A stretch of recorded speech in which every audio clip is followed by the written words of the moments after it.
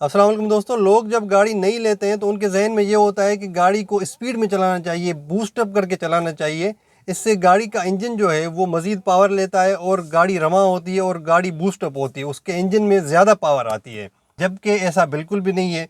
इससे उसके बरक्स आपके इंजन को नुकसान होगा। बूस्ट अप तो होने से रहा, लेकिन आपकी गाड़ी को उल्टा नुकसान होगा, वियर एंड टियर उसका बढ़ेगा, रिंग पिस्टन वगैरह जो है वो जल्दी ख़त्म हो जाएंगे। यानी इंजन जो है पावर लेने के बजाय मज़ीद आपको नुकसान देगा और आपका काम निकालेगा। जब आपकी ब्रांड न्यू गाड़ी होती है तो उसको बड़े जेंटल वे में चलाना होता है, बड़े स्मूथ तरीके से चलाना होता है। वो क्यों? आपको पता है कि जो एक ब्रेक इन पीरियड होता है, आप ये सोच रहे हैं ना कि भाई गाड़ी बूस्टअप होती है। जब गाड़ी बनती है भाईजान तो वो बाकायदा टेस्टिंग के मराइल से गुजर के और इंजन बूस्टअप हो के फिर आपके पास आती है, एक यूज़र के पास, एक ओनर के पास बाद में आती है। ठीक है।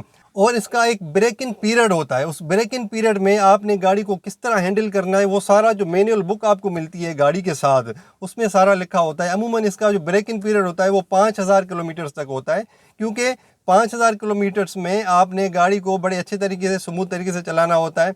आपकी गाड़ी के जो पार्ट्स होते हैं उनकी एडजस्टमेंट तब तक 5000 किलोमीटर के बाद हो जाती है। जो जहाँ बैठना होता है पार्ट्स वगैरह वो वहाँ पे बैठ जाते हैं। उसके बाद आपने जिस तरह मर्जी चाहे वो चलाएं। लेकिन 5000 किलोमीटर के अंदर आपने गाड़ी को हार्ड एक्सीलरेट भी नहीं करना, आपने ज़्यादा वज़न भी नहीं उठाना, ये कंपनी रिकमेंड करती है। और दूसरी बात ये होती है कि आपको गाड़ी की नो हाउ भी नहीं होती। नो हाउ का मतलब ये है कि आपने गाड़ी ली है नई, उस गाड़ी के साथ आप फेमिलियर नहीं है। ठीक है, नई गाड़ी आपने ली है तो उसकी हैंडलिंग कैसी है, यानी मोड़ने में वो किस तरह रिस्पॉन्ड करती है, ब्रेक लगाने में कितना टाइम लेती है, और मुख्तलिफ सिचुएशंस में मुख्तलिफ उसका रिस्पॉन्स होता है। तो वो रिस्पॉन्स जज करने के लिए आपको 5000 किलोमीटर्स कंपनी देती है कि भाई आप इसमें गाड़ी को जज करें, देखें आपके मुताबिक गाड़ी किस तरह चलती है और आपको किस तरह चलानी चाहिए। यानी गाड़ी के साथ आप फेमिलियर होने के लिए 5000 किलोमीटर्स कंपनी बताती है, तो उसमें आपने एक्सीलरेट, हार्ड एक्सीलरेट नहीं करना। ठीक है।